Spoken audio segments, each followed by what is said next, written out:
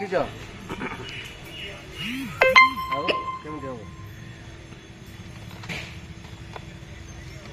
सावित्री व्रत कहीं पालन करा जाए। सावित्री विषय जो इतिहास रही एकदा सत्यवान सावित्री बापा सत्यवान बर खोजुले फ्रीडम देले तमें खोज एवं सी जो सत्यवान को पसंद कले सी गोटे वर्ष पर मृत्यु होता पंडित कहले तथापि एत जानला पर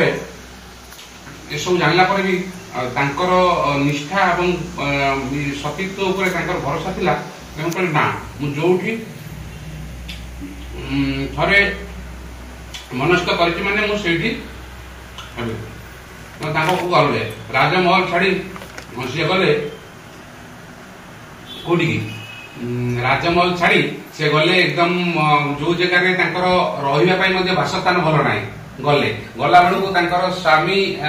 ससुर सासू सी रुग्ण अवस्था तापर भी तांकर निष्ठा थिला ना एठी मु रही हेले जेतेबेले से सत्यवान गले जंगल को फलमूल आनिया काठ आनिया चलिए गरीब लोक एवं तांको संगे जेतेबेले पंडित कही गोटे वर्ष भितर देहांत हम तेणु सी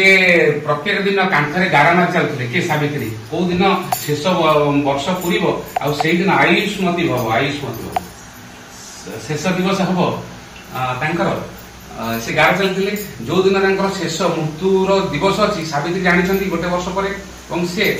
प्रत्येक दिन कांथरे गारा मारुले जो दिन शेष दिवस हम आउ 4 दिन अच्छी शेष मृत्युर 4 दिन अच्छी से 4 दिन जाक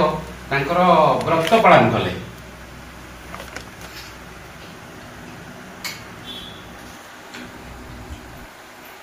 सुड़ा खाई सारे जो व्रतटा जो व्रत से 4 दिन जाक निष्ठार सहित विभिन्न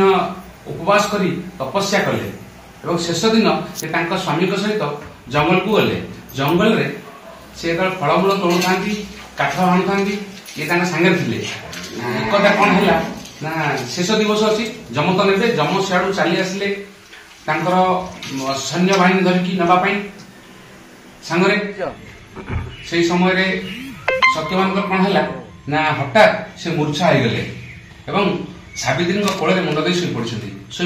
किसी ना एणु सत्यवान सावित्री कौन कले से समय छाड़ी दियो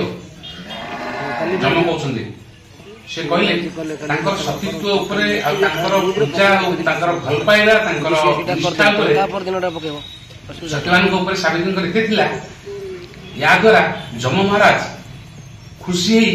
जे प्रकृत से समर्पित केते स्वामी प्रति एवं से एते भाव प्रवण हो गले से सावित्री कहले 3टी बर तू मागे ता बदल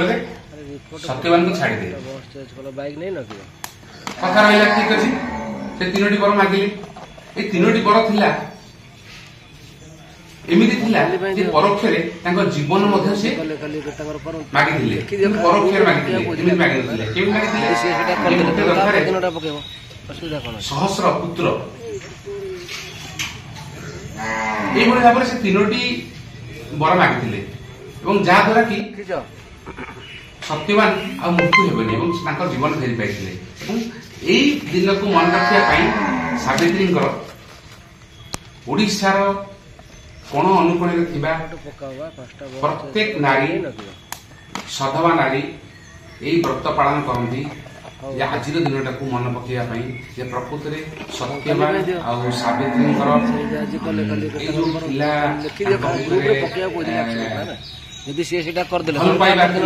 जहाद्वारा कि सी जय करते मृत्यु को सावित्री जय करते जम महाराज पाखु फेरी आनी तेणु यही दिन को मन पकड़ा सावित्री व्रत पालन कराए प्रत्येक नारी माने सकाळ उठी कौन करती ना मंदिर जाई फलमूल शाढ़ी नुआ शाढ़ी सिंदूर शंखा नहीं पूजा करी माँ पाखे पूजा करती सावित्री व्रत पालन करती। मुझे कथा कही रखुची प्रत्येक नारी माने